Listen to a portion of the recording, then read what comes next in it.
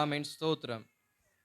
அப்போஸ்தலர் நடபடிகள் 15 அதின் 17வது வசனத்தை சபையார் யாவரும் சேர்ந்து ஒரு குரலாய் சத்தமாய் வாசிக்கலாமா? நான் இதற்கு பின்பு திரும்பி வந்து விழுந்து போன தாவீதின் கூடாரத்தை மறுபடியும் எடுப்பித்து அதிலே பழுதாய் போனவைகளை மறுபடியும் சீர்படுத்தி அதை செவையாக நிறுத்துவேன் என்று இவைகளை எல்லாம் செய்கிற கர்த்தர் சொல்கிறார் என்று எழுதியிருக்கிறது. ஸ்தோத்திரம். இங்கு ஒரு வார்த்தைய ஒரு சபைக்கு நேராக சொல்லப்படுகிறத நம்ம பார்க்கலாம். அப்போஸ்தலர்கள் எல்லாம் சேர்ந்து பர்னபாவையும் பவுலையும் யூதாவையும் சீலாவையும் அந்தியோகியா பட்டணத்துக்கு என்ன பண்ணுவாங்க? அனுப்பி வைப்பாங்க. அந்தியோகியா பட்டணத்துக்கு அனுப்பி வைத்து அங்க கர்த்தருடைய வார்த்தைகளை, கர்த்தர் புறஜாதிகள் மத்தியில் செஞ்சதான அற்புத அடையாளங்களை எல்லாம் சொல்லும்படியாக அங்க ஒரு வார்த்தை என்ன பண்ணப்பட்டிருக்கும்? கொடுக்கப்பட்டிருக்கும்.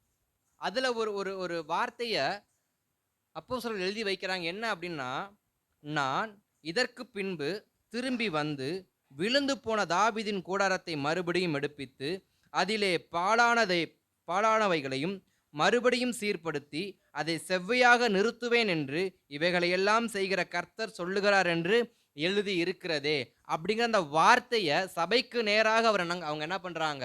சுட்டி காட்டி ஒரு வார்த்தையை சொல்றாங்க. சபைகளுக்கும் சபைகளின் குடும்பங்களுக்கும் சொல்லுகிற வார்த்தை என்னன்னா, அவர் மறுபடியும் என்ன பண்ணுவாரு? பாழான ஸ்தலங்களை எல்லாம் அவர் மறுபடியும் செவ்வைப்படுத்துவார் அப்படிங்கிற ஒரு வார்த்தையை சீஷர்கள், அப்போஸ்தலர்கள் சபைக்கு நேராக சொல்லுகிறாங்க. அப்ப இன்றைக்கு நாம் தியானிக்கிற ஒரு வார்த்தை என்னவென்றால், செவ்வையாக நிறுத்துவார். செவ்வையாக நிறுத்துவார். எதை செவ்வையாக நிறுத்துவார்? யாரை செவ்வையாக நிறுத்துவார்? எப்படி செவ்வையாக நிறுத்துவார் என்று நமக்கு பல காரியங்கள், பல கேள்விகள் இன்றைக்கு கர்த்தர் நமக்கு வெளிச்சமாக்கி நமக்கு ஒரு தெளிவை கர்த்தர் கொடுப்பார். நான் கர்த்தருக்குள்ள அதிகமாக விசுவாசிக்கிறேன். அல்லேலூயா. ஆமா, நீங்க சீஷர்கள் சொல்ற ஒரு வார்த்தை, நம்முடைய கர்த்தர் யார் அப்படின்னா, அவர் செவ்வையாக நிறுத்துவார். அவர் எப்படிப்பட்டவரா? செவ்வையாக நிறுத்துகிறவர். யார செவ்வையாக நிறுத்துவார்னா, அங்க சொல்லப்பட்டது தாவீதின் கூடாரம். கூடாரம் என்பது குடும்பத்தை தான் குறிக்கிறது என்பதை நான் ஏற்கனவே ஒரு முறை சபைக்கு சொல்லியிருக்கிறேன். இன்றைக்கு அதை மறுபடியும் நினைவூட்ட விரும்புகிறேன். ஒரு கூடாரம் என்பது ஒரு குடும்பத்தை குறிக்கக்கூடியது. ஒரு ஒரு வீடு கட்டப்படுது என்றால் அந்த வீடு ஒரு நபருக்காக கட்டப்படுவது கிடையாது, ஒரு குடும்பத்துக்காக கட்டப்படுவது. இன்றைக்கு எந்த ஒரு தனிநபரும் தனக்கு ஒரு பெரிய வீட்டை, பெரிய அரண்மனையை, பெரிய பங்களா என்ன பண்ண மாட்டாங்க, கட்ட மாட்டாங்க.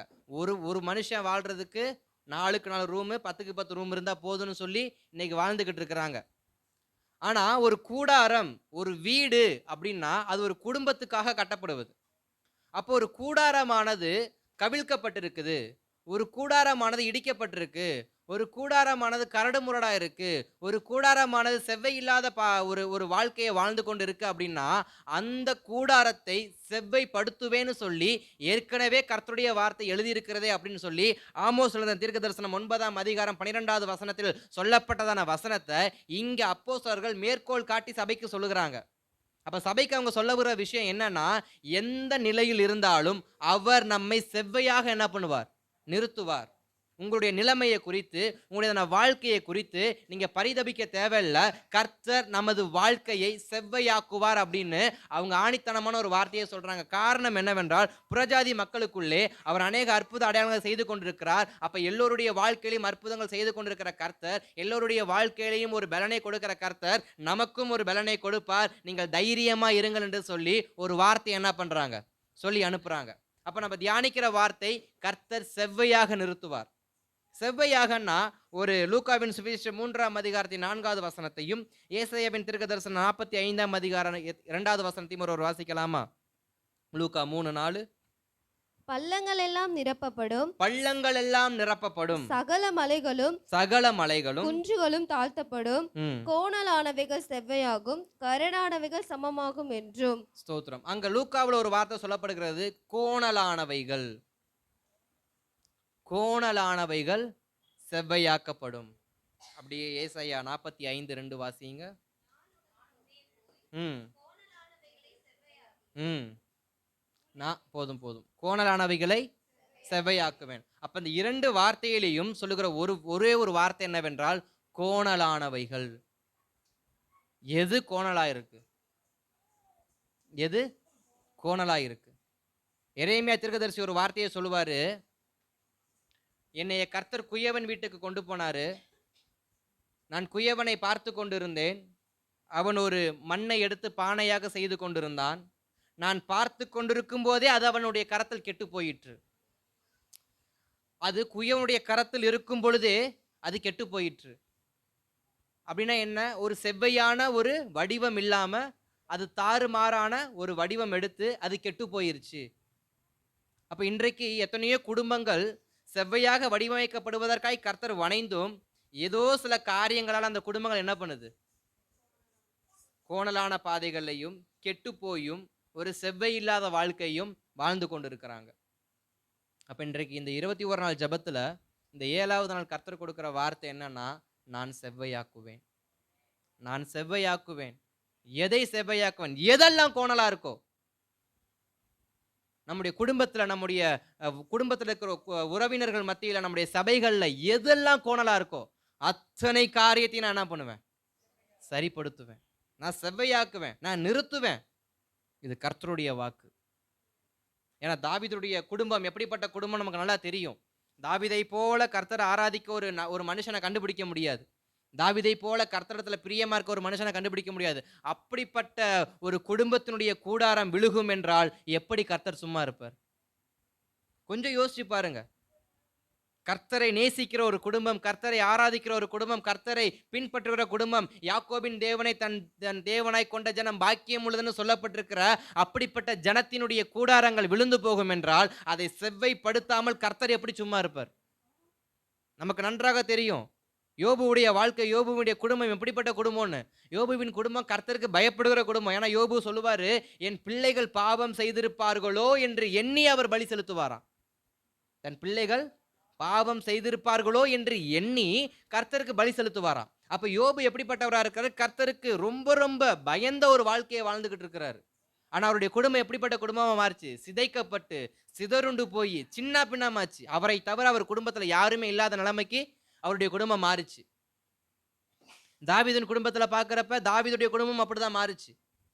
தாவீதின் சிங்காசனத்துக்கு பிள்ளைகளை அடிச்சுக்கிட்டு, எனக்கு வேணும், உனக்கு வேணும், உனக்கு வேணும், எனக்கு தாவீது அனாதையா விட்டாங்க கடைசியில. தாவீத அனாதையா விட்டாங்க. அவரு வழக்கம் போல காடு, மலை அப்படின்னு சுத்த ஆரம்பிச்சிட்டாரு. வாலிபத்திலையும் காடு, மலைன்னு சுத்திட்டு இருந்தாரு. வயசான காலத்திலையும் காடு, மலைன்னு சுத்திக்கிட்டு இருந்தாரு. அப்ப தாவீதுடைய குடும்பம் எப்படிதான் மாறிச்சு ஒரு கட்டத்துக்கு மேல? சிதறுண்டு அப்பா பிள்ளைய பகைக்கிறதும், பிள்ளை அப்பாவை பகைக்கிறதும், ஒருவருக்கு விரோதமா வாக்குவாதம் வரதும், விரோதங்கள் வரதும், குடும்பத்தையே சீர்குலை பண்ணிருச்சு. இங்க பிசாசானவன் யோபுவின் குடும்பத்தை சீர்குலை வாக்கிருச்சு. நம்மளுக்கு மூத்த குடும்பம் ஒரு குடும்பம் இருக்கு. ஆதாம் ஏவாளுடைய குடும்பம். முதல் உருவாக்கப்பட்ட குடும்பம்.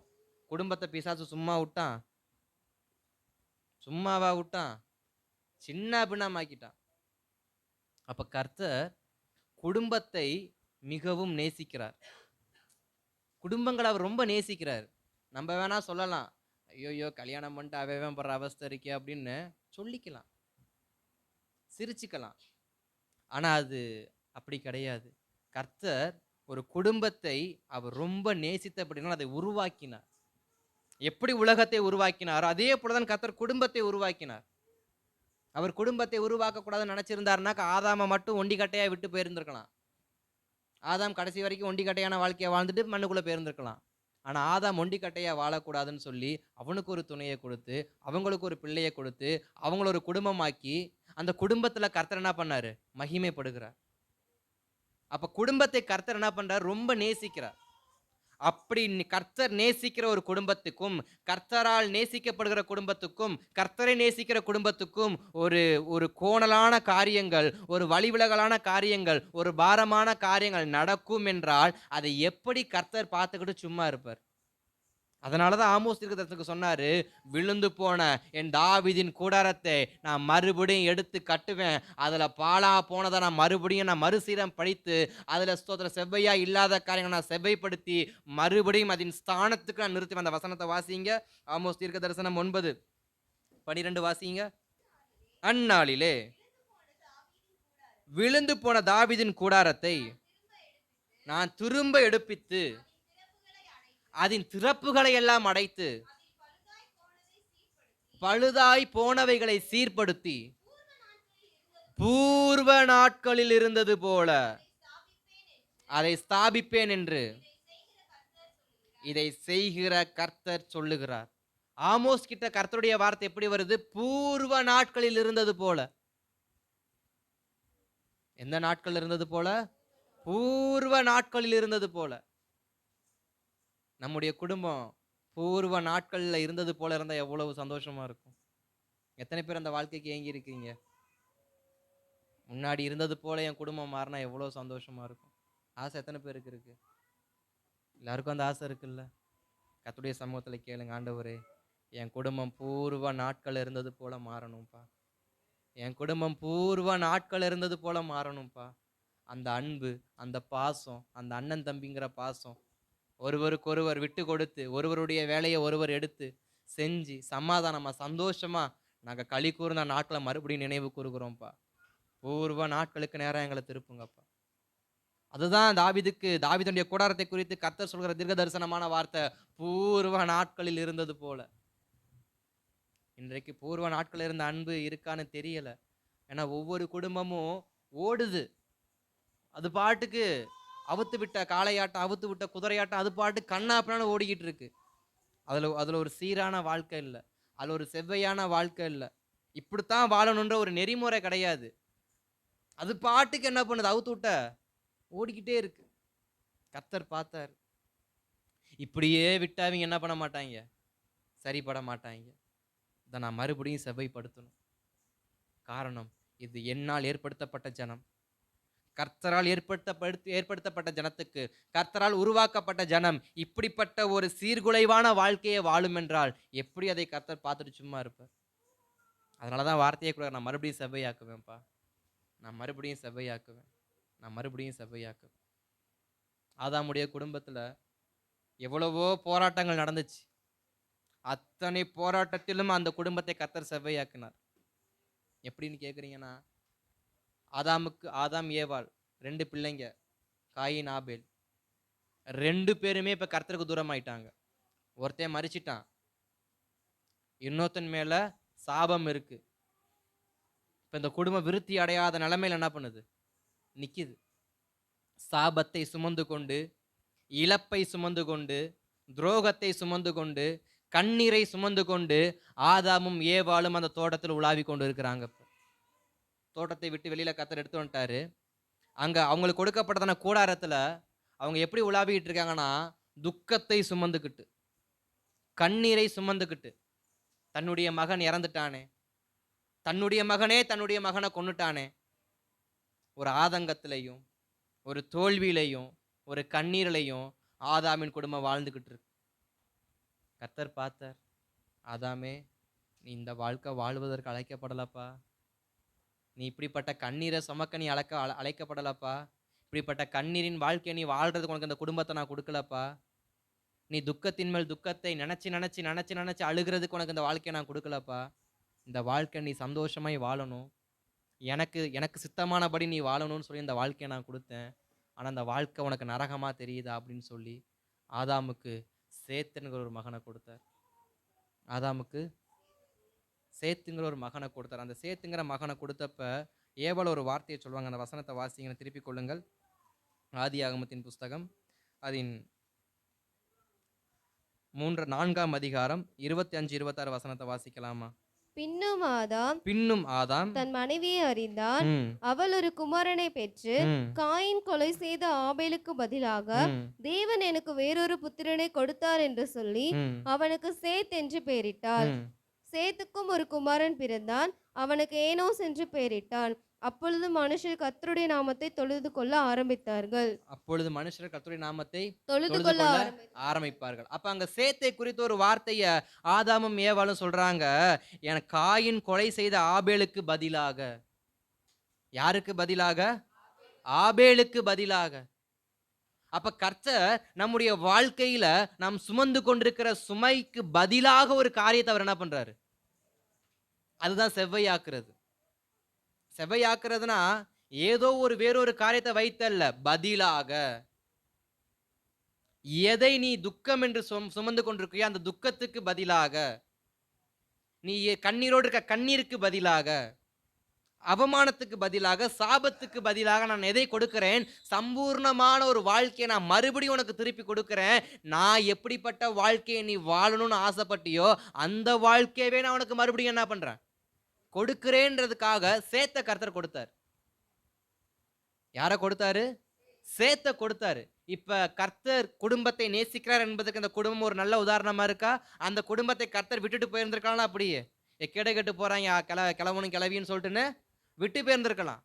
ஆனா ஆதாமையும் ஏவாளையும் அவங்க துக்கத்தை பார்த்து, அவர்கள் தங்கள் குடும்பத்தை நினைத்து அழுகிற அழுகைய பார்த்து, தன் குடும்பம் இப்படி போயிருச்சே, தன் கண்களுக்கு முன்பாகவே இந்த குடும்பம் சிதைக்கப்பட்டுருச்சேன்னு சொல்லி, அந்த குடும்பத்துக்காக அவங்க சிந்தின கண்ணீரை கர்த்தர் பார்த்து, அந்த கண்ணீருக்கு பதிலாக ஆனந்த களிப்பை கொடுக்கும்படியாக சேத்தை கர்த்தர் கொடுத்து, அந்த குடும்பத்துக்கு மறுபடியும் ஒரு சந்தோஷத்தை கொடுத்தார். இன்றைக்கும் ஒரு வார்த்தை சபைக்கு ஒண்ணு உண்டு.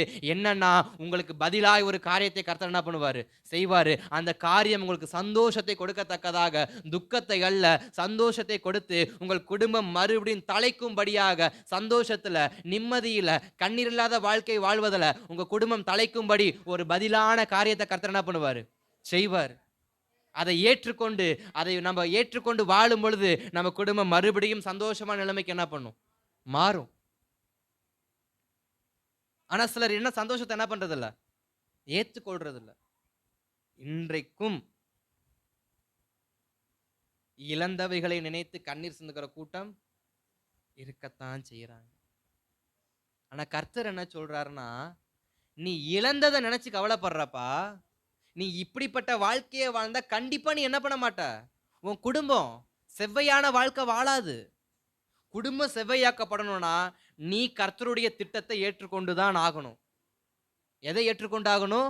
கர்த்தருடைய திட்டத்தை ஏற்றுக்கொண்டு தான் ஆகணும். கர்த்தருடைய சித்தத்தை ஒருவர் ஏற்றுக்கொள்ளவில்லை என்றால் அவர்களால் அவர்கள் குடும்பத்தை செவ்வையான பாதைக்கு நேராய் நடத்த முடியாது. ஒருவேளை ஆதாமும் ஏவாளும் எனக்கு காயின் தான் வேணும், எனக்கு ஆபேல் தான் வேணும், என் பிள்ளைங்க என் கண்ணு முன்னாடியே இப்படி இருக்கிறாங்கன்னு சொல்லிட்டு கண்ணீர் சிந்தி கொண்டே இருப்பார்கள் என்றால், சேத்தை ஏற்றுக்கொள்ளாமல், சேத் என்கிற ஒரு புத்திரனை தன்னுடைய வாழ்க்கையில ஏற்றுக்கொள்ளாமல் அவர்கள் இருப்பார்கள் என்று சொன்னால் அவர்கள் வாழ்க்கை அவர்களுக்கு வாழும் போதே நரகமாய் மாறி இருக்கும். இப்போ ஒரு வாழ்க்கை செவ்வையாகாம இருப்பதற்கு யார் காரணமா இருக்கா? ரெண்டாவது நாம காரணமா இருக்கிறோம். ஏற்றுக்கொள்றது கிடையாது. இன்றைக்கும் பழையவைகளை நினைத்து அழுது அழுது அழுது பிபி சுகர் எல்லாத்தையும் பிரஷரை ஏத்திக்கிட்டு கிடக்கிறது யாரு? நாம தான். கர்த்தர் ஒரு அழகான சேத்து என்ன பண்றார்? நம்முடைய கண்களுக்கு முன்பாக வைத்திருக்கிறார். அதை ஏற்றுக்கொண்டு வாழ்வதை விட இழந்து போனதை குறித்தே கண்ணீர் சிந்துறது. வேதம் சொல்கிறது, பின்னானவைகளை மறந்து முன்னானவைகளை என்ன பண்ணுங்க. அப்ப நீ ஏன் பின்னான காரியத்தை பார்க்கணும்? குடும்பங்கள் நடக்கிறதான பெரிய குழப்பம் என்னன்னா, இன்னைக்கு இருக்கிறத விட்டுருவாங்க. முன்னாடி நடந்ததை நினைச்சு நினைச்சு இன்றைக்கும் இருக்கிற வாழ்க்கையை வாழாம இழக்கிறவங்க எத்தனையோ பேர் உண்டு. அதனாலதான் கர்த்தர் சொல்றாரு, நான் மறுபடியும் செவ்வையாக்குவேன். எந்த குடும்பம் வாழ முடியலன்னு சொல்லி கண்ணீரோட இருக்குதோ அந்த குடும்பத்தை நான் மறுபடியும் செவ்வையாக்கி மறுபடியும் வாழ வைத்து, நான் அவர்களுக்கு எப்படிப்பட்ட ஒரு வாழ்க்கையை கொடுக்க சித்தம் உள்ளவரா இருந்தேனோ அந்த வாழ்க்கையவே கொடுத்து நான் என்ன பண்ணுவேன்? வாழ வைப்பேன். கானாவூர் கல்யாணத்துல அந்த குடும்பத்தை நமக்கு நல்லா தெரியும். லூக்காவின் சுவிசேஷம் 2ஆம் அதிகாரத்தை திருப்பிக் கொள்ளுங்க. யோவான் எழுதின சுவிசேஷம் 2ஆம் அதிகாரத்துல கானாவூர் கல்யாணம் நமக்கு நன்றாக தெரிந்த ஒரு கல்யாணம். அந்த கல்யாணம் நல்ல கிராண்டா நடந்துகிட்டு இருந்துச்சு. அந்த குடும்பம் அந்த கல்யாணத்தை ரொம்ப கிராண்டா என்ன பண்ணிட்டு இருந்தாங்க? நடத்திட்டு இருந்தாங்க. நடத்திக்கிட்டு இருக்கும் போதே ஒரு சூழ்நிலை ஏற்படுது. ரசம் தீந்து போகுது. ரசமானது தீந்து போகுது. தீந்து போகிறதை கண்ட பந்தி விசாரிப்புக்காரன் அந்த திருமணத்தை நடத்தக்கூடியதான அந்த திருமண வீட்டார்கிட்ட ஒரு வார்த்தையை சொல்றாரு. பந்தியில் என்ன ஆயிருச்சு? ரசம் தீந்துருச்சு. இப்ப பந்திக்கு ரசம் வரலன்னா பந்தி என்ன பண்ணாது? ஓடாது. இந்த கானாவூர் கல்யாணம் இருக்கு, யூதருடைய கல்யாணம் இருக்கு பார்த்தீங்களா? 7 நாளைக்கு அந்த கல்யாணம் என்ன பண்ணும்? நடக்கும். யூதருடைய கல்யாணம் 7 நாளைக்கு நடக்கும். நம்ம ஊர்லயும் அந்த மாதிரி கல்யாணம் நடந்திருக்குல்ல? இப்ப இல்ல, முன்னாடி நடந்துச்சு இல்ல? வாரத்துக்கு ஒரு நாளைக்கு ஒரு ஃபங்க்ஷன் நடந்துக்கிட்டே இருக்கும். 7வது நாள் தான் என்ன பண்ணும், கல்யாணம் நடக்கும். அப்ப கானாவூர் கல்யாணம் 6 நாள் முடிஞ்சிருச்சு. 6 நாள் கல்யாணம் முடிஞ்சிருச்சு. 7வது நாள் விசேஷமான ஒரு நாள். இந்த நாள்ல தான் மணப்பெண்ணை மணமகனை என்ன பண்ணுவாங்க, காண்பிச்சு கொடுப்பாங்க. இந்த நாள்ல, ரொம்ப முக்கியமான இந்த நாள்ல, கொண்டாடப்பட வேண்டிய அந்த நாட்கள்ல அவங்க இப்ப துக்கத்தை என்ன பண்ண ஆரம்பிக்கிறாங்க, இருதயத்துல சுமக்க ஆரம்பிக்கிறாங்க. கொண்டாட வேண்டிய நேரம் அது. கொண்டாடி தீர்க்க வேண்டிய நேரம். சந்தோஷத்தை பகிர்ந்து கொள்ள வேண்டிய நேரம். அப்ப பந்தி விசாரிப்புக்காரன் சொல்றான் ஒரு வார்த்தை, பந்தியில ரசம் தீந்துருச்சு. பந்தியில ரசம் தீந்துருச்சு. 6 நாள் ஜாம் ஜாம்னு கல்யாணம் நடந்துச்சு. கூட்டம் அலமோதுது. இப்ப மீதம் இருக்கிற கூட்டத்துக்கு என்ன இல்ல? ரசம் இல்ல. ஒரு குறைவு ஒரு குடும்பத்துடைய சந்தோஷத்தை என்ன பண்ணுது, நிலைகுலைய வைக்குது. ஒரு குறைவு ஒரு குடும்பத்துடைய சந்தோஷத்தை என்ன பண்ணுது, நிலைகுலைய பண்ணுது. அந்த சந்தோஷத்தை அனுபவிக்க முடியாத அளவுக்கு அந்த குடும்பத்தை அது என்ன பண்ணிருது, தள்ளிருது. குறைவு. ரசம் குறைய குறைய அந்த கல்யாண வீட்டுக்காருக்கு பிரஷர் ஏறிக்கிட்டே போகுது. எப்படி சமாளிக்க போறேன், எப்படி சமாளிக்க போறேன், எப்படி சமாளிக்க போறேன். நம்முடைய வாழ்க்கையில சில குறைவுகள் வரும் பொழுது அந்த குறைவை சரிப்படுத்த முடியாம நம்ம தவிக்கிறோம் பார்த்தீங்களா, ஒரு தவிப்பு. அதை கர்த்தர் பார்த்துக்கிட்டே இருக்கிறார். இயேசுவும் அந்த திருமண வீட்டில தான் இருந்தார். இயேசுவும் அந்த திருமண வீட்டில் இருந்தபடியினால் மரியாள் ஒரு வார்த்தையை சொல்றாங்க, இயேசு கிட்ட போங்க. இயேசு சொல்றாரு, என் வேலை இன்னும் வரல, நீ போமா அப்படின்னு. அப்ப மரியாள் போறப்ப ஒரு வார்த்தை சொல்லிட்டு போறாங்க, அவர் உங்களுக்கு என்ன சொல்றாரோ அதை செய்யுங்க. அவர் உங்களுக்கு என்ன சொல்றாரோ அதை செய்யுங்க. இன்றைக்கும் உங்களுக்கு ஒரு வார்த்தையை சொல்றேன், உங்க குடும்பம் செவ்வையாக்கப்படுவதற்கு கர்த்தர் எதை சொல்லுகிறாரோ அதை மட்டும் செய்யுங்க. வேற எதையும் செஞ்சிடாதீங்க. மனுஷன் ஆலோசனை தயவு செஞ்சு உங்களுடைய வாழ்க்கையில இன்புட் பண்ணிடாதீங்க. யாருடைய ஆலோசனை இன்புட் பண்ணக்கூடாது. மனுஷனுடைய ஆலோசனை நீங்க உள்ள வாங்காதீங்க. செய்ய வேண்டிய ஒரே ஒரு காரியம் கர்த்தர் என்ன சொல்லுகிறார். மரியாள் தான் சொன்னாங்க. பந்தி விசாரிப்புக்காரன் சொல்றதை செய்யுங்கன்னு வேலைக்காரன் கிட்ட சொல்லல. வீட்டு ஓனர் என்ன சொல்றான்னு செய்யணும் வேலைக்காரன்ட்ட சொல்லல. வேலைக்காரன்ட்ட மரியாள் அம்மா சொன்ன ஒரே ஒரு வார்த்தை, இயேசு என்ன சொல்லுகிறாரோ அதை நீ செய்யி, உன் குறைவு மாறும். இயேசு என்ன சொல்றாரோ அதை ஒரு குடும்பம் செய்ய ஆரம்பிக்கும்னு சொன்னா அந்த குடும்பம் தன்னை போல செவ்வையான வழியை நோக்கி போக ஆரம்பிச்சிடும். பந்தி விசாரிப்புக்காரன் காத்துக்கிட்டு இருக்கிறான் கர்த்தருடைய வார்த்தைக்காக. இயேசுவே என்ன சொல்ல போறீங்க, இயேசுவே என்ன சொல்ல போறீங்கன்னு பந்தி விசாரிப்புக்காரன் காத்துக்கிட்டு இருக்கிறப்ப இயேசு சொல்றாரு, ரசம் தீந்துருச்சா, இன்னும் கொஞ்சம் இருக்கு. அப்ப பந்தி விசாரிப்புக்காரனுக்கு ஒரு வார்த்தை சொல்லிட்டு போறாங்க, இயேசுநாதர் என்ன சொல்றாரோ அதை செய்யுங்கன்னு. இப்ப இயேசு கேட்கிறாரு, பந்தி எந்த நிலைமையில போயிட்டு இருக்கு, கடைசி நிலைமை, கடைசி பந்தி போயிட்டு இருக்கு, முடிஞ்சிருச்சு. அந்த சூழ்நிலையை பார்க்குறப்ப இந்த தலைப்புச் செய்தி சொல்லுவாங்க பார்த்தீங்களா, அவ்வளோதான் அவ்வளோதான் அவ்வளோதான் வந்துருச்சு முடிஞ்சிருச்சு முடிஞ்சிருச்சு அப்படின்ட்டு. அது மாதிரி பந்தியில் இருக்கக்கூடியதான பந்தி சர்டிஃபிகாரங்க சொல்லிக்கிட்டே இருக்கிறாங்க இயேசுநாதர் கிட்ட. இயேசுநாதர் கூலாக உட்காந்துருக்கிறார். அவர் சொன்ன ஒரு வார்த்தை, சரி காடியை கொண்டு வந்து என்ன பண்ணு வை, 6 கச்சாடியை கொண்டு வந்து வை, அதை தண்ணி ஊற்றி நிரப்பிட்டாங்க. இப்போ செஞ்ச காரியம் என்ன, இயேசுநாதர் சொன்னது கச்சாடியை கொண்டு வா அப்படின்னாரு. 6 கச்சாடியை கொண்டு வந்தாங்க. 6 கச்சாடியை சுத்தம் பண்ணி பளபளன்னு கொண்டு வந்து வச்சாங்க. அடுத்த வார்த்தை இயேசுநாதர் சொல்றாரு, அதுல தண்ணியை ஊத்து அப்படின்னு. அதையும் ஊத்திட்டாங்க. இப்போ இவங்க நினைச்சுக்கிட்டு இருக்கிறாங்க, பழைய ரசத்துல தண்ணியை ஊத்தி மேனேஜ் பண்ணி ஓட்டியர்லான்னு அவங்க நினைச்சுக்கிட்டு இருக்கிறப்ப இயேசுநாதர் ரசம் காலியாகிற வரைக்கும் காத்துக்கிட்டு இருந்தார். காலியானதுக்கு அப்புறம் தண்ணியை ஊத்தி அதை மொண்டுட்டு போய் கொடுங்கன்னு தான் சொன்னார். அதை மொண்டு பந்தியில போய் என்ன பண்ணுங்க கொடுங்க அப்படின்னாரு. அப்படியே நிக்கிறாங்க எல்லாம். நம்மளா தான் என்ன பண்ணியிருப்போம், ஒரு சொட்டு நக்கி பார்த்துருப்போம், ஒரு சொட்டு எடுத்து கரெக்டா இருக்கான்னு நக்கி பார்த்துருப்போம். இவங்க நிக்கிறாங்க, பந்தியில் ஆள் உக்காந்துருக்கு, கல்யாண வீட்டுக்காருக்கு பிபி ஏறுது, பச்சை தண்ணியை கொண்டு போய் ஊற்ற சொல்றாரு, என்ன நிலைமைக்கு ஆளாக போதும் அப்படின்னு. சில சமயங்கள் கர்த்தர் நமக்கு ஒரு முடிவை கொடுக்குறப்ப அந்த முடிவை எப்படா செயல்படுத்துறது நமக்கு குழப்பம் வரத்தான் செய்யும். குழம்பாதீங்க. கர்த்தர் கொடுத்த முடிவை தெளிவா செயல்படுத்துங்க. அது பச்சை தண்ணியா இருந்தாலும் பரவாயில்ல, அது பச்சை தண்ணியாவே இருந்தாலும் சரி, அது பந்திக்கு பயன்படாத தண்ணியா இருந்தாலும் சரி, அது வாழ்க்கைக்கு உகந்த ஆலோசனை இல்லாமல் இருந்தாலும் சரி, சொன்னது கர்த்தராய் இருக்குமானால் கண்ணை மூடிட்டு தைரியமா செயல்படுத்துங்க. கண்ணை மூடிட்டு தைரியமா செயல்படுத்துங்க. அந்த பந்தி விசாரிப்புக்காரை எடுத்துட்டு கொண்டு போய் பந்தியில பரிமாற போறான். குடிச்சிட்டு ஒரு வார்த்தையை சொன்னாங்க பாருங்க, கல்யாண வீட்டுக்காரன் ஆடிட்டான். என்னன்னா, இதுக்கு முன்னாடி இருந்த ரசத்தை விட இப்ப இருந்த ரசம் ரொம்ப ருசியா இருக்கு, இதை நீ எங்க மறைச்சு வச்சிருந்த?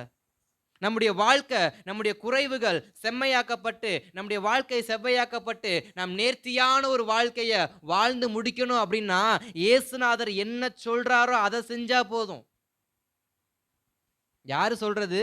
இயேசுநாதர் சொல்லுகிற வார்த்தையை சரியா செஞ்சாலே நம்முடைய வாழ்க்கை செவ்வையாகும். அதை சரியாய் செய்யாமல் இருக்கும் பொழுது நம்முடைய குடும்பங்கள் சிதறுண்டு போக அதிக வாய்ப்பு உண்டு. ஆனா அந்த கல்யாண வீட்டுக்காரங்க சரியா செஞ்சாங்க. இயேசு சொன்னதை மாத்திரம் நான் என்ன பண்ணுவேன்? செய்வேன். அப்ப நம்முடைய வாழ்க்கை செவ்வையாக்கப்படணும்னா இயேசு சொல்றதை செஞ்சா மட்டும் போதும். வேற எதையும் நீங்க என்ன பண்ண வேணாம். எந்த கவுன்சிலிங்கும் போக வேணாம், யாருக்கிட்டையும் போக வேணாம். இயேசுநாதர் சொல்வதை ஒரு நிமிஷம் தேவ சமூகத்தில் அமர்ந்திருந்து, கர்த்தாவே சொல்லும் அடியேன் கேட்கிறேன்னா நிச்சயம் கர்த்தர் பேசுவார். அவர் மௌனமா இருக்கிற தேவன் கிடையாது, அவர் பேசுகிறவர். காரணம், அவர் உயிரோடு இருக்கிறார், அவர் உயிர் தெழுந்த தேவனாய் இருக்கிறார். அவர் பேசுவார், அவர் பேசுவார். அப்ப நம்முடைய குடும்பம் செவ்வையாக்கப்படணும்னா கர்த்தர் சொல்லுவதை கேட்க வேண்டும். இன்னொரு குடும்பம் இருக்கு, அந்த குடும்பம் கர்த்தர் சொல்றதை கேட்கவே கேட்காது. அப்படி கர்த்தர் சொல்லுவதை அந்த குடும்பம் கேட்காததுனால அந்த குடும்பத்தில் ஏற்பட்டதான அவமானங்கள் கொஞ்சம் நெஞ்சம் கிடையாது. லோத் என்கிறதான ஒரு மனுஷனுக்காக ஆபிரகாம் பாரத்தோடு ஜெபம் பண்ணார். லோத்தின் வாழ்க்கை செவ்வையாக்கப்படணுமே, சோதம் குமாரா பட்டணத்துல என்னுடைய சகோதரன், என்னுடைய மகன், அவன் ரொம்ப வேதனைப்பட்டு கொண்டிருக்கிறானே, அவன் செவ்வையாக்கப்படணுமே, நீங்க கண்ணீரோடு ஒரு தகப்பன் அழுதுகிட்டு இருக்கிறாரு, ஜெபம் பண்ணிக்கிட்டு இருக்கிறாரு. இந்த கண்ணீர் சிந்துகிற தகப்பனுடைய மகன் ஸ்தானத்தில் இருக்கக்கூடிய லோத்து, தேவ தூதர்கள் அவன் கரத்தை பிடித்து வெளியே வா வெளியே வா வெளியே வா வெளியே வான்னு இழுத்துக்கிட்டு இருக்கிறாங்க. சொல்லுவதை லோத் என்ன பண்ணல? கேட்கல. அவர் சொல்ற ஒரு வார்த்தை என்ன சொல்றாரு? நீ எங்கேயாவது இப்பவே பட்டணத்தோட்டு வெளியில போன்னு கர்த்தருடைய வார்த்தை வருது. கர்த்தருடைய வார்த்தைக்கு செவி கொடுக்கல லோத்து. லோத்து ஒரு வார்த்தையை சொல்றாரு, அங்க போறது எனக்கு ரொம்ப கஷ்டம், இந்த மலைக்கு வேணா நான் போட்டுமா? எங்க போறது கஷ்டம்? அங்க போறது கஷ்டம், இந்த மலைக்கு போறது எனக்கு ஈஸி, இந்த மலைக்கு நான் போகட்டுமா? ஏசுநாதர் பார்த்தாரு, எப்படியும் நீ என் பேச்சு கேட்க போறது இல்லை, எக்கேடை கட்டோ போய் தோல, எக்கேடு கட்டோ போய் தோலன்னு விட்டார். சரி, அப்படி போனவங்களாவது உருப்படியா போனாங்களா? லோத்துடைய மனைவிக்கு படிச்சு சொன்னார், திரும்பி பார்க்காத திரும்பி பார்க்காத திரும்பி பார்க்காத திரும்பி பார்க்காதன்னு. கேட்கலையே. எவ்வளவோ கர்த்தர் நம்முடைய வாழ்க்கையில் ஒரு விஷயத்தை திரும்ப சொல்றது, பழச பேசாத பழச பேசாத பழச பேசாத பழச பேசாத பழச பேசாத. நம்ம என்னைக்காவது கேட்குறோமா? அதை என்னைக்காவது அதை கேட்டிருக்கோமா? சோதம் பழசு, அது திரும்பி பார்க்காத. அது உன் வாழ்க்கைக்கு தேவையில்லைன்னா அது அங்கிருந்து என்ன பண்ற, வெளியில கொண்டு வரேன். இன்றைக்கு அநேக குடும்பங்கள்ல செவையாக்கப்படாமல் இருக்க காரணம் என்னன்னா, இப்படிப்பட்ட சோதோமை திரும்பி பார்த்து ரசிக்கிறதுனாலதான். லோத்தின் மனைவிக்கு அழகா தூதன் சொல்லி அனுப்புறாரு, நீ சோதோம பார்க்க கூடாது, சோதோமணி பார்க்கவே கூடாதுன்னு படிச்சு சொல்றாரு. அந்த அம்மா மனசு கேட்கல. குடும்ப செவ்வையாக்கப்படணும்னா இரண்டாவது ஒரு விஷயம், இருதயத்தை ஒருநிலைப்படுத்தணும். கர்த்தருடைய வார்த்தைக்கு நேராக இருதயத்தை ஒருநிலைப்படுத்தணும். கர்த்தருடைய வார்த்தையை கேட்கணும். ரெண்டாவது, கர்த்தருடைய வார்த்தைக்கு தம்முடைய இருதயத்தை ஒருநிலைப்படுத்தணும். நம்முடைய இருதயம் கர்த்தருடைய வார்த்தைக்கு ஒருநிலைப்படவில்லை என்றால் இந்த இருதயம் கர்த்தருடைய வார்த்தையை கேட்காது. படித்து சொன்னாலும், எவ்வளவு புத்தி சொன்னாலும், கடிந்து புத்தி சொன்னாலும், இருதயம் சரியில்லை என்றால் அது கர்த்தருடைய புத்தி சொல்லுதலை கேட்காது. லோத்துடைய மனைவி கர்த்தருடைய வார்த்தையை கேட்கவே கிடையாது. அவங்க நினைவுகள் பூரா எங்க இருக்கு? சோதம் குமாரா. நாம் நிறைய முறை கர்த்தருடைய சமூகத்துல ஜெபிக்க போறப்ப நம் சிந்தைகள் வேற எங்கேயோ ஒரு பக்கம் அலமோதிக்கிட்டு இருக்கும். ஜெபிக்கிற காரியம் நான் எப்படியாவது தப்பிக்கணும், அழிவுக்கு தப்பிக்கணும்னு கர்த்தருடைய சமூகத்துல நம்ம ஜெபம் பண்ணுவோம். ஆனா நம்முடைய சிந்தையோ வேற எதையோ யோசிச்சுக்கிட்டு இருக்கும். வேற எதையோ நம்முடைய சிந்தை என்ன பண்ணும்? யோசிச்சுக்கிட்டு இருக்கும். சிந்தையை நம்ம செவ்வைப்படுத்தி கர்த்தருடைய சமூகத்தில் அமர்ந்து சொல்லுவதை கேட்டால் குடும்பம் செவ்வையாக்கப்படும். அன்றைக்கு மாத்திரம் லோத்துடைய மனைவி சோதோமை திரும்பி பார்க்காம கர்த்தர் சொன்ன வார்த்தையை கேட்டு சரியான வழியில போயிருந்தாங்கன்னா அன்றைக்கு லோத்துடையதான பிள்ளைகள் அப்படிப்பட்ட பாவ காரியத்தை செஞ்சிருக்க மாட்டாங்க. லோத்தினுடைய பிள்ளையின் சந்ததிகள் பாவ சந்ததியா மாறி இருக்காது. தாயானவள் இருந்தாக்க தகப்பனிடத்தில் பிள்ளைகள் பிரவேசிப்பதை தாய் என்ன பண்ணியிருக்க மாட்டா? விட்டிருக்க மாட்டா. அப்போ ஒரு குடும்பத்துக்கு தகப்பன் எவ்வளவு முக்கியமோ தாயும் அவ்வளவு முக்கியம். வழி நடத்துறதுல தாயுக்கும் சம உரிமை உண்டு. ஆனா தாயானவள் கர்த்தருடைய வார்த்தையை கேட்காமல் திரும்பி பார்த்தா உப்பு தூணானா. லோத்தின் பிள்ளைகளும் மலைக்கு போனாங்க. லோத்தின் பிள்ளைகளோ லோத்தினிடத்தில் பாவம் செய்ய ஆரம்பித்தார்கள். சந்ததிக்கே கர்த்தர் சாபத்தை கொடுத்து அதை அசுத்தமான சந்ததி என்று விளக்கிட்டார். ஒரு குடும்பம் கர்த்தருடைய வார்த்தைக்கு கீழ்ப்படியாமல் செவ்வைப்படுத்தாமல் இருக்கும் என்றால் அந்த குடும்பத்தை வேற யாராலும் செவ்வைப்படுத்த முடியாது. ஒரு குடும்பத்தை கர்த்தர் செவ்வைப்படுத்தாவிட்டால் அந்த குடும்பத்தை யார் நினைச்சாலும் செவ்வைப்படுத்த முடியாது. கர்த்தர் வார்த்தையை கொடுக்கிறப்பயே குடும்பங்களை செவ்வைப்படுத்திக் கொள்வதற்கு முயற்சி பண்ணுங்க, பிரயாசம் எடுங்க. குடும்பம் செவ்வையாக்கப்படணுமே, குடும்பம் நல்லா இருக்கணுமே, குடும்பம் மறுபடியும் ஆதி நிலைக்கு நேராய் திரும்பணுமே. நம்ம பிரயாசப்படுவோம் என்றால் கர்த்தர் நம்முடைய ஜெபங்களை கேட்டு அந்த குடும்பத்தை அந்த ஸ்தானத்துல கொண்டு வந்து என்ன பண்ணுவார்? நிறுத்துவார். இப்ப நம்ம யோபுவின் குடும்பத்துக்கு போவோம். நம்ம தியானிக்க போகிற குடும்பமே யோபுவின் குடும்பம் தான். திருப்பிக்கொள்ளலாம். யோபுவின் புஸ்தகம் அதன் 1ஆம் அதிகாரத்தை திருப்பிக் கொள்ளுங்க. கடைசி 2 வசனத்தை வாசிக்கலாமா? கடைசி 2 வசனம். நிர்வாணியாய் என் தாயின் கர்ப்பத்திலிருந்து வந்தேன், நிர்வாணியாய் அவ்விடத்துக்கு திரும்புவேன். கர்த்தர் கொடுத்தார், கர்த்தர் எடுத்தார், கர்த்தருடைய நாமத்துக்கு ஸ்தோத்திரம் என்றான். இவை எல்லாவற்றிலும் யோபு பாவம் செய்யவும் இல்லை, தேவனை பற்றி குறை சொல்லவும் இல்லை. ஸ்தோத்திரம். யோபுவின் குடும்பம் செவ்வையாக்கப்படுவதற்கு ஒரு நல்ல ஒரு உதாரணத்தை இங்க யோபு விட்டுட்டு போறார். அந்த அதிகாரத்தை நீங்க ஆரம்பத்திலிருந்து வீடுகளில் உட்காந்து வாசிச்சு பாருங்க. யோபு எல்லாத்தையும் இழந்துட்டார். டோட்டல் எல்லாத்தையுமே இழந்துட்டார். அவர்கிட்ட மாற்று வஸ்திரம் கூட இப்ப என்ன இல்ல. அப்படிப்பட்ட ஒரு நிலைமைக்கு தள்ளப்பட்டார். ஆனா நல்லா வாழ்ந்த குடும்பம் யோபுவுடைய குடும்பம். நல்லா வாழ்ந்த குடும்பம். இப்ப யோபு மாற்று வஸ்திரம் இல்லாமல் அவர் ஒரு நிலைமையில தள்ளப்பட்டிருக்கிறார். ஒரு சோதனைக்கு தள்ளப்பட்டு குடும்பங்கள் சின்ன பின்னமாயி பிள்ளைகள் இறந்து மனைவி நீ எல்லாம் ஒரு அப்படின்னு சொல்லிட்டு போயிட்டாங்க அவங்க பாட்டுக்கு. இப்ப இந்த குடும்பம் நல்லா இருந்த குடும்பம், காடு மாதிரி இருந்த குடும்பம் இப்ப தனி மரமா என்ன பண்ணுது? நிக்குது. இந்த மலைகள்லாம் நீங்க பார்ப்பீங்கன்னா மலைகள் பசுமையா இருக்கிறப்ப பார்க்க நல்லா இருக்கும்.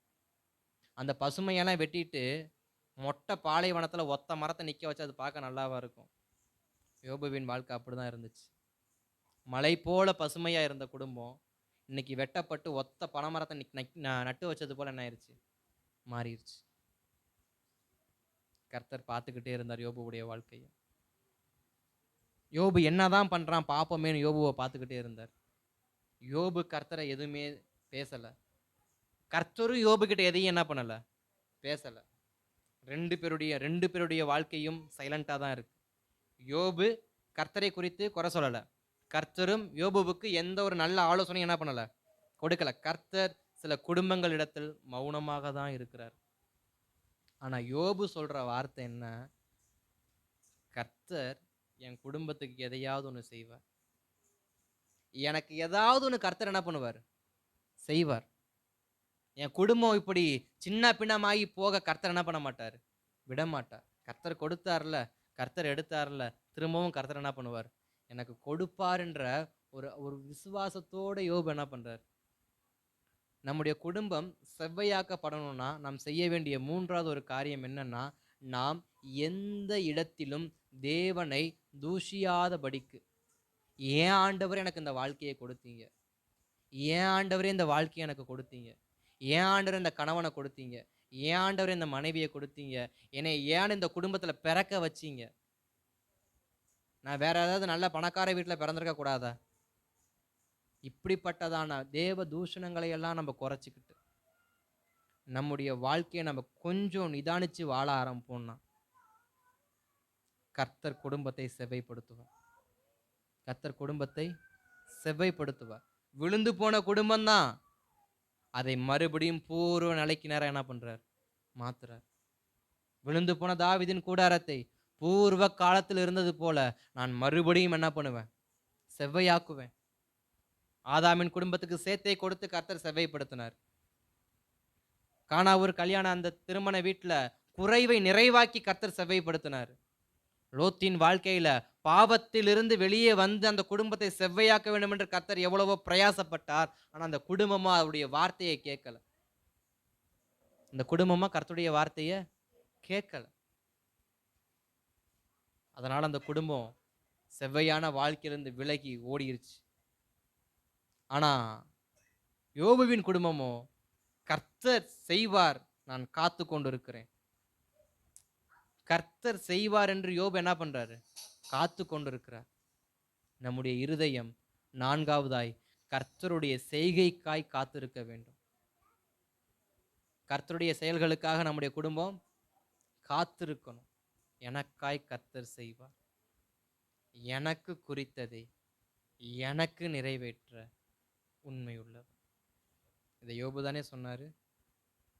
யோபு தானே இந்த வார்த்தையை சொன்னார். எனக்கு ஒரு நல்ல வாழ்க்கையை கர்த்தர் முன்குறித்து வைத்திருக்கிறார். இன்றைக்கு என்னுடைய வாழ்க்கை கோணலா இருந்தாலும், இன்னைக்கு என் குடும்பம் கரடு முரடா இருந்தாலும், இன்றைக்கு என் குடும்பம் பள்ளங்கள் நிறைந்த வாழ்க்கையா இருந்தாலும், ஒரு நாள் உண்டு, ஒரு நாள் உண்டு, என் குடும்பத்தை கர்த்தர் செவ்வையாக்குவார். என் குடும்பத்தை கர்த்தர் செவ்வையாக்குவார். அவர் செவ்வையாக்கி என் குடும்பத்தை மறுபடியும் பூர்வ நாட்களில் இருந்தது போல, பூர்வ நாட்களில் இருந்தது போல என் குடும்பத்துக்கு மறுபடியும் அன்பை கொடுத்து, என் குடும்பத்துக்கு மறுபடியும் பாசத்தை கொடுத்து, என் குடும்பத்தை கர்த்தர் நிச்சயமாய் மாற்றுவார். ஒரு ஒரு செவ்வையான வாழ்க்கை வேணும்னா கர்த்தரை விட்ட வேற வாழ்க்கை நமக்கு கிடையாது, வேற வழி கிடையாது. அதனால தான் சொல்றாரு, எந்தெந்த குடும்பங்கள் எல்லாம் சிதைக்கப்பட்டிருக்குதோ, எந்தெந்த குடும்பங்கள்லாம் கோணலாக்கப்பட்டிருக்குதோ, எந்தெந்த குடும்பங்கள்லாம் குறைவுனால வருத்தப்பட்டு கண்ணீர் சிந்தி கொண்டிருக்கிறோம், எந்த குடும்பங்கள் எல்லாம் தேவ திட்டத்தின்படி சில இழப்புகளை சந்தித்து இன்றைக்கு எந்த ஒரு காரியத்தையும் சொல்லவும் முடியாம முள்ளவும் முடியாம கர்த்தருடைய சமூகத்துல மௌனமா காத்திருக்கிற குடும்பங்களுக்கும் கர்த்தருடைய வார்த்தை உண்டு. கர்த்தர் உங்க குடும்பத்தை நிச்சயமா செவ்வையாக்குவார். ஆனா எத்தனையோ குடும்பங்கள் மௌனத்தோட தான் கர்த்தருடைய சமூகத்துல இருக்கிறீங்க. கர்த்தாவே நீரே எதையாவது பார்த்து என்ன பண்ணுங்க, சொல்றதுக்கு எனக்கு ஒன்றும் இல்லை, எதை செய்யணுமோ உங்க சித்தத்தின்படி நீங்களே என்ன பண்ணுங்க செய்யுங்கன்னு எத்தனையோ பேர் அமைதியாவே இருக்கிறோம். நடக்கிறது கர்த்தர் சித்தம், பார்த்துக்கலாம், கர்த்தர் விட்ட வழி பார்த்துக்கலாம் அப்படின்னு அமைதியா போற குடும்பங்களுக்கும் கர்த்தருடைய வார்த்தை, நான் உன் குடும்பத்தை மறுபடியும் என்ன பண்ணுவேன்? செவ்வையாக்குவேன். இந்த 7வது நாள் கர்த்தருடைய வார்த்தை நம்முடைய குடும்பத்தை, நம்முடைய கூடாரத்தை, நம்முடைய வாழ்க்கையை அவர் மறுபடியும் செவ்வையாக்குவார்.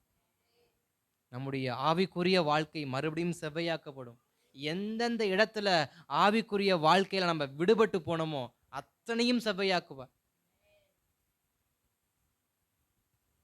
எங்கெல்லாம் ஆவிக்குரிய வாழ்க்கையில டேமேஜ் ஆகி இருக்கோ அத்தனையும் அவர் செவ்வையாக்குவார். ஏன்னா வேதம் சொல்லுது, எந்த இடத்துல விழுந்தானோ அதே இடத்துல நான் மறுபடியும் அவனை என்ன பண்ணுவேன்? எடுப்பேன். மறுபடியும் நான் என்ன பண்ணுவேன்? எடுப்பேன் அப்படின்னு கர்த்தருடைய வார்த்தை தெளிவாய் சொல்லப்பட்டிருக்கு. ஒரு வார்த்தை சங்கீத புஸ்தகத்துல, சங்கீதம் 113:7 வாசிங்க. சங்கீதம் 113:7. அவர் சிறியவனை புழுதியிலிருந்து தூக்கி விடுகிறார், எளியவனை குப்பையிலிருந்தும் உயர்த்துகிறார். எடுத்து உயர்த்துகிறார். பிரபுக்களோடும் மகிமையுள்ள சிங்காசனத்தை சுதந்தரிக்கவும் பண்ணுகிறார். ம் ம் அப்ப அவர் சொல்ற வார்த்தை மறுபடியும் என்ன பண்ணுவேன்? நான் தூக்குவேன் மேல. டீட்டெயில்டா சொல்றாரு. எப்படி சொல்றாரு? நான் எடுப்பேன், சிங்காசனத்துல உட்கார வைப்பேன். அவனுடைய குடும்பத்துல என் பூச்சக்கரத்தை நான் என்ன பண்ணுவேன்? வைத்து அந்த குடும்பத்தை நான் மறுபடியும் செவ்வையா என்ன பண்ணுவேன்? நடத்துவேன். அப்ப நம்ம கேட்க வேண்டிய ஒரே ஒரு காரியம் தேவ சமூகத்துல, என் குடும்பம் செவ்வையாக்கப்பட எனக்கு ஒரு வார்த்தை சொல்லுங்கப்பா. உங்களுடைய ஆலோசனை நான் கேட்கிறேன்ப்பா. 100க்கு அதிபதி அவர் சொன்ன ஒரே ஒரு வார்த்தை, ஒரு வார்த்தை சொல்லும் ஆண்டவரே, என் வேலைக்காரன் சுஸ்தமாவான். நான் இந்த வாழ்க்கைக்கு தகுதியானவன் இல்லை. ஒரு வார்த்தை சொல்லும், வேலைக்காரன் சுஸ்தமாவான். ஒரு வார்த்தை சொல்லும், வேலைக்காரன் சுஸ்தமாவான். நம்ம தேவ சமூகத்தில் ஆண்டவரே, எத்தனையோ குடும்பங்களுக்கு வார்த்தைகளை சொன்னீங்க. என் குடும்பம் செவ்வையாக ஒரு வார்த்தை சொல்லுங்கப்பா. என் குடும்பம் செவ்வையாக்கப்பட, என் குடும்பம் சரியாக்கப்பட, என் குடும்பத்துக்கு ஒரு வார்த்தை சொல்லுங்கன்னு கர்த்தருடைய சமூகத்தை நோக்கி நாம் அப்படியே ஜெபிக்க ஆரம்பிக்கலாமா? அப்படியே முழங்கால் படியிட்டு தேவ சமூகத்தை நோக்கி, ஆவியானவரே உமக்கு நன்றி, ஆவியானவரே உமக்கு நன்றி,